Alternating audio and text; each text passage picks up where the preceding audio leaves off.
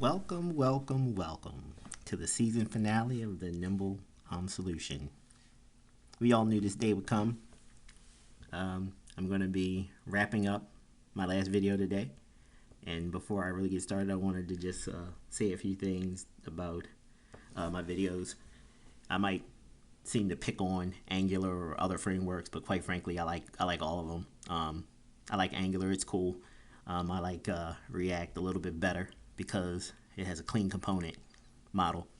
But I designed Nimble because I'm from a native code desktop application world, so I wanted a JavaScript framework to cater to my needs. As for this video, anything that I build with Nimble will be kept private. I've got a few things that I'm working on and ideas that I'm bouncing around in my head, so I won't be sharing them until they are fully complete. In the last video, I mentioned a few things about Nimble. The two critical things I wanted you to take away from that video was, if you're using any other framework, are you able to extend their functionality, extend that framework by using the framework, whether it's React, Angular, Knockout, whatever. I also made a comparison or analogy that Nimble has a very pure design. So with that, I was able to quickly create in about 3 days this rebuild prototype of Nimble 5. But doing that, I didn't really keep it pure. I had that biased Tyrone factor in this build. So let's revisit that idea by just simply saying, what if I wasn't building an IDE for Nimble? What if this was in fact the React component builder? Nimble has the ability to, of course, build for anything. You can use Nimble to now have a component build layout for any framework of your choice. I chose React in this example because, like I said, the component model is very clean. So we're going to take a look at how easily the current Nimble layout or use of a Nimble layout editor could benefit a framework like React. This editor that I've provided the links to, you guys can play around with. It's not complete. I only included some of the base components: text box, list box, buttons, maybe picture boxes, and of course all 3 dialogues. So feel free to play around with it so you can check it out. With Nimble, let's say I was building a component for React. A very simple component here, a drop-down box, a button, and for React, it uses only a very simple what I call a container. Nimble supports 3 different container sizes. One that mimics a Windows or a Windows operating system's component or container. What I call the surface, which is the one we're seeing here. It has no buttons or minimization functionality in a document. But React, if I was building this component for React, I would omit those 2 and only use the surface-based component. The reason why I wanted to show you this is because I'm going to switch to the React homepage and try to dock this window to the side so we can try to get a look at their component layout.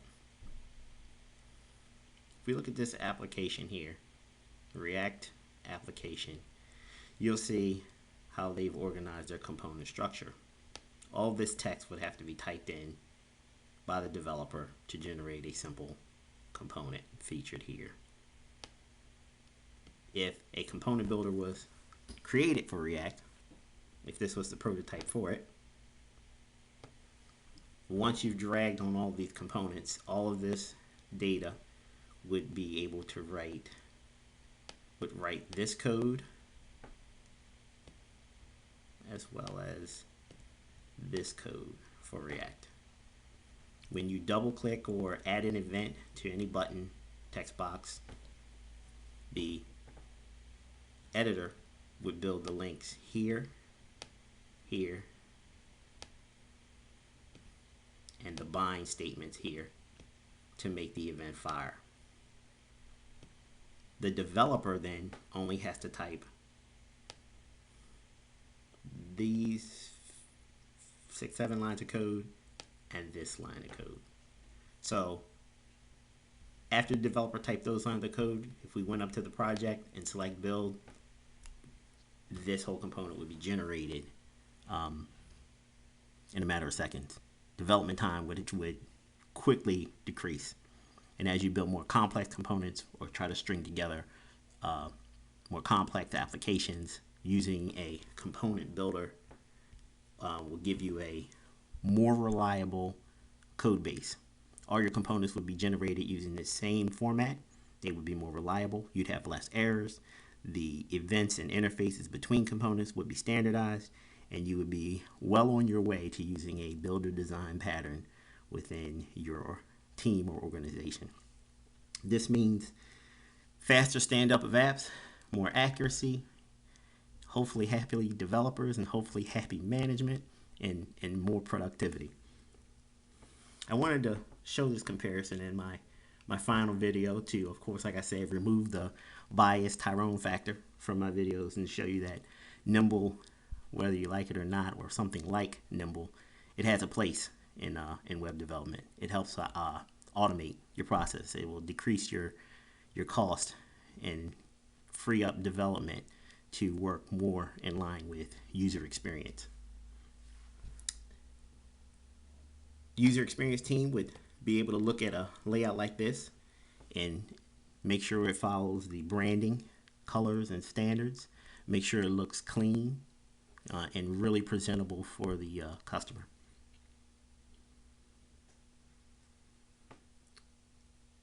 So now that I've got this last prototype out, I wanted to make sure I provided the links to it and the dashboard so you guys could have at least something to play with. And I'm going to wrap this thing up. Since September 11th, 2016 was the first article that I wrote on LinkedIn about the Nimble solution. And since then, I have created 2 public-facing websites, 1 mobile website, all of which created over 1 million lines of pure JavaScript code without error, an SDK documentation, how-to repository, live unit test, a prototype for a soccer game. I showed you virtual desktops. I showed you how to make plug-and-play virtual joysticks, full stack implementation from REST service to a backend Perl script in less than 15 minutes. Push-pull data design that's currently used at a similar algorithm is currently used on a public-facing website for a financial company.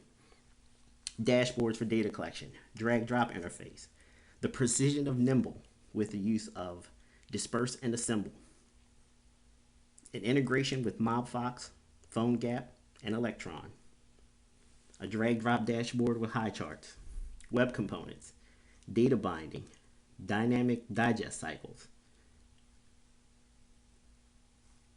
And finally, I brought it full circle with the creating a Nimble interface with Nimble. That's not bad for 6 months worth of work. All created by 1 developer, part-time, using the Nimble solution and the builder design pattern. It's compatible with IE 11, Edge, Opera, Safari, and Chrome.